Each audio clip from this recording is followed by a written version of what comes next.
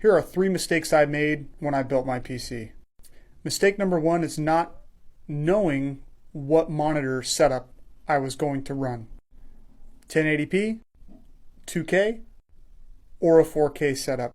Make sure you understand which one you're going to run before you start building your PC. Mistake number 2, are you going to go air cooling or liquid?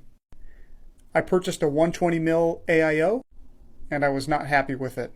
My suggestion is go with at least a 240 setup. Mistake number 3, the last one.